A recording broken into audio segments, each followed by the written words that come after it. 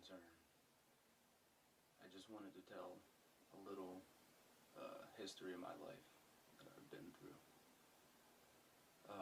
Recently, I've been looking up Rachel Corrie. She was a local Olympia woman who had gone to Rafah, Palestine, right next to Israel, where they're right on the border, demolishing houses, forcing people in Palestine to leave. And she tried to save the house of a doctor, and the bulldozer kept going, and she refused to move, and he refused to stop. She got ran over.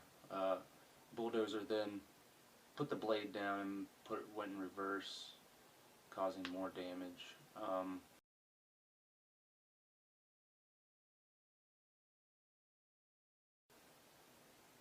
It's just one of the stories that has motivated me to personally tell my story about what happened at events, my deployment to Afghanistan.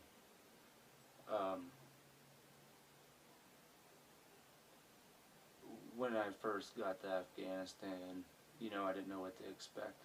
I mean, of course, heat, desert. I didn't know much about the area, much about the country, other than what I'd Googled. I didn't expect to see mountains as huge as I did. They were crazy tall. We landed in Kandahar airfield. It was midday. It must have been around 1, 2, 3 o'clock. And we got inside, and there was a briefing, and they're like, "You're in a war zone. Check everybody in that's going into that area. You have to have a certain ID, certain credentials to pass." Since we're military, obviously, we went through. We stayed in some tents, and this is right around Christmas, so we stayed there and trained and adapted to the country. I remember the first image I saw after we had gotten the buses taking us from the airport was a man out in the field squatting, taking a shit, and out in the field working. That was my first impression. Pretty much describes the whole country. We trained on our vehicles and got used to the climate, and we had Christmas. Christmas wasn't bad. There's USO people handing out candy canes and stockings. Plenty of food. The DFACs were loaded.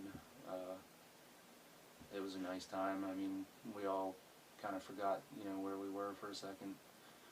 And after that, we got our vehicles assigned to us, and they flew us out in the C-17 to a makeshift airport. Not makeshift airfield next to a FOB, forward operating base. There wasn't much of anything except for a dirt patch, and so our plane landed, and of course it was shaking. It felt like it was going to fall apart. Luckily nothing happened. They stood up and told us, we're outside the wire, you're in a combat zone, you may be fired upon, everybody load a magazine. I just remember, like, holy shit, I slept the whole plane ride and this is what I'm waking up to. So we kept going. We got in our fob, and nothing happened. We got there, and it was just HESCO barriers, these giant wire and mesh filled full of sand and square.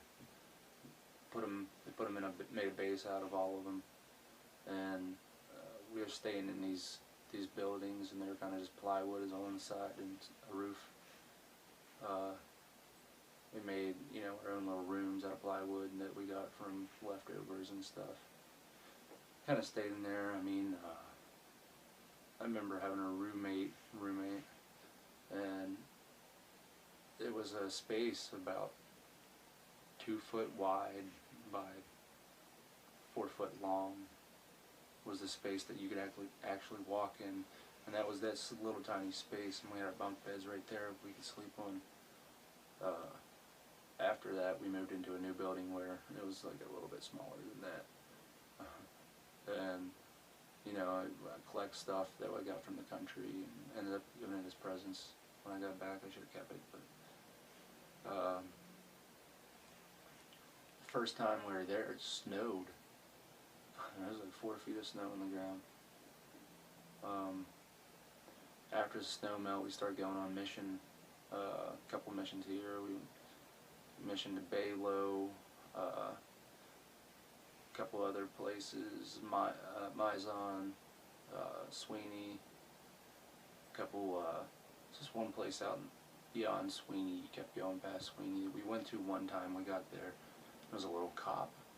And then we tried to go a second time and it started raining. We all got stuck in the mud. We had to turn around. It was about a 2-week turnaround from we left and came back to our fob because we all just got stuck in the mud. And had a convoy of gypsies come past, and they're all on camels and horses, and of course everybody was walking. There must have been at least 200 people in this convoy.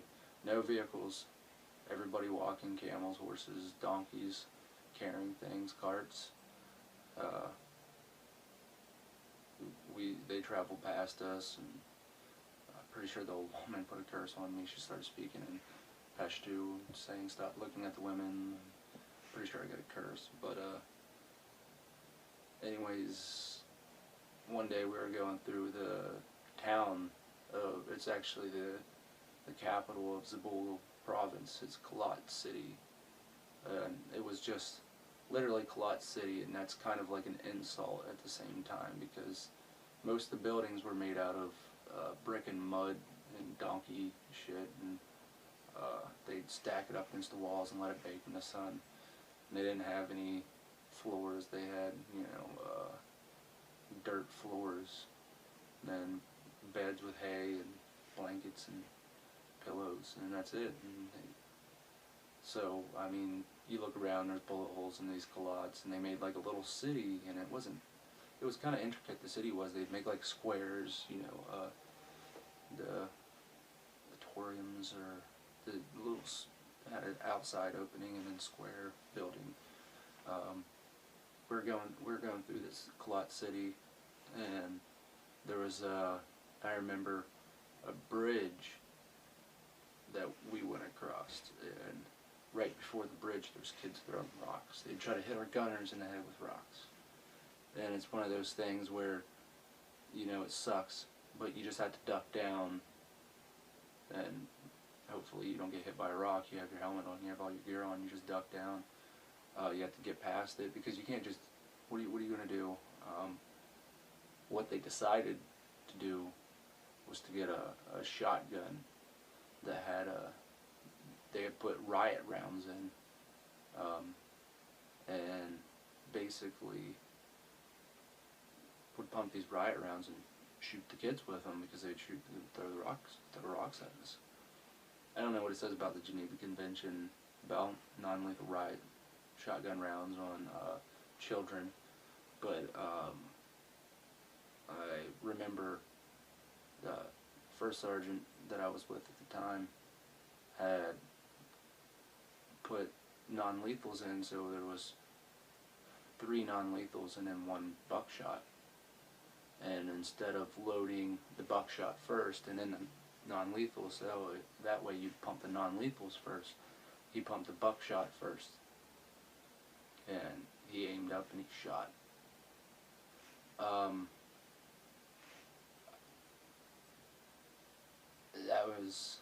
That was just crazy. I looked up at the last second, kind of saw it hit the kid, and there was blood and a BB pattern on his chest as he was falling backwards. I mean, either it was a really loud non-lethal that left blood marks on his chest, or it was a buckshot. And I'll never get over that. And going through villages where I see children that are naked and alone or orphans with no clothes on, wandering the streets, literally eating droppings, eating things that fell off of carts, literally. It's the nastiest thing. No structure. There's several stores that were just made out of makeshift houses, and it's quite a miserable country. There's been several times, you know, where the U.S. has done things to these people. Another person, you know, my unit at the time, wanted to get a round off, one last round off, before we went home. So he shot a man's minivan, shot the tire, shot right through the vehicle. Just thinking, like, endangering those people at that time, and we're supposed to be helping them, we're supposed to be liberating them from the Taliban. The same person who shit in a Pop-Tart box and threw it down a village's well. It infested their well. It made it unsanitary for them to drink. Several people got sick. There was a man, Sergeant Bales, who snuck out of his fob, his base, and went out and killed 12 innocent people, mostly children, 9 children. All these atrocities that happen, you can't sit by. And this is why I would like to plan to maybe go to Israel and do some film and a pilgrimage to Israel and do film some stuff. So I'd really like that. And there's 1 or 2 ways I can do about it. I can volunteer and go there, or enjoy the Israeli army and see it from that point. I'm not sure how much I could broadcast 2-year tour, so I just want to get my message out there. And there's a lot of things that's been done that we cannot be proud of. We cannot condemn the people who bring it forward, because these are atrocities in the world. These are hospitals that are being bombed, you know, because of wrong information. There's innocent people being killed by, you know, gunfire, because people can't let off the trigger for 10 seconds to let kids run past, you know.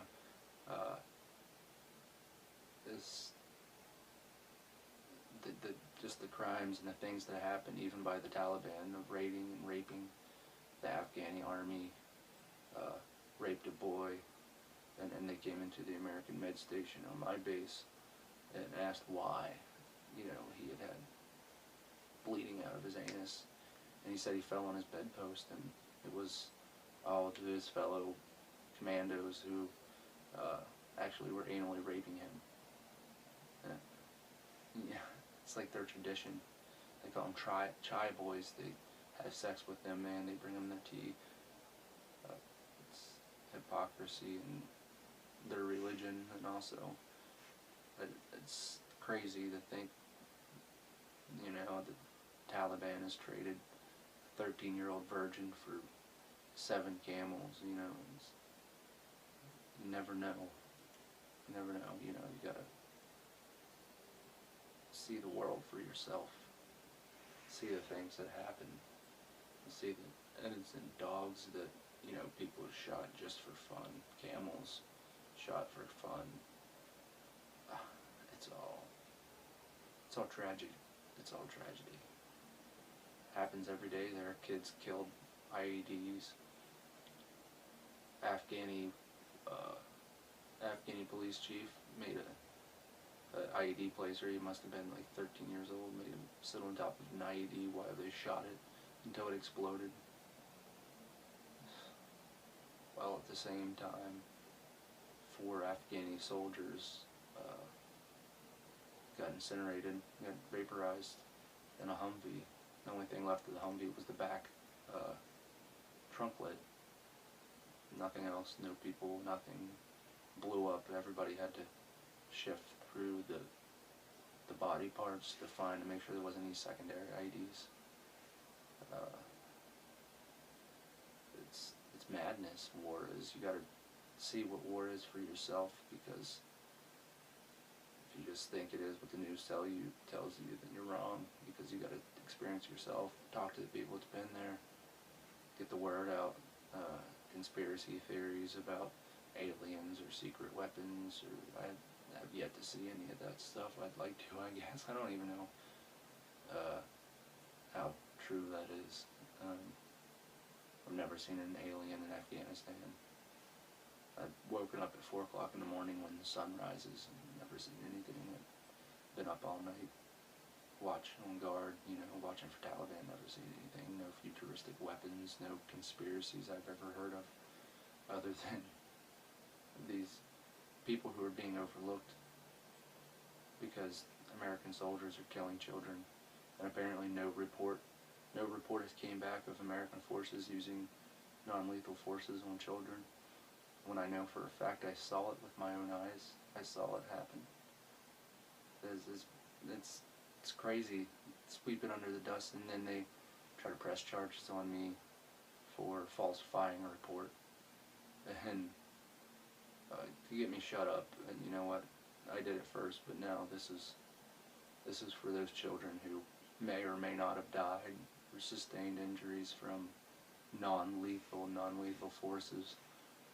It's really a shame that all this had to happen. But please look into the world, see what's going on. It's utter chaos. Just because you can walk down your road and walk your dog without bullets flying or missiles hitting or artillery or people shouting, don't take your life for granted in America, because this is the greatest place, because it's not like Afghanistan, where the Afghani police force and the Afghani army fight each other over territory. It's not madness like that, Just enlighten yourselves. Do something, read a book, go places yourself and do it. You can't just live in America and live complacently your whole entire life and then broadcast your opinion, and you have no idea what the real life experience is behind it. You never had bullets fly past your head or IEDs hit your buddies, not knowing if they're alive or not. Just envy what you have and try to contribute somewhat to stop what's happening. And I appreciate the like here, guys. Appreciate the view. I'd appreciate a subscribe. Continue on for us. See what all we can do here. Bring some things to the light. Thanks, everybody.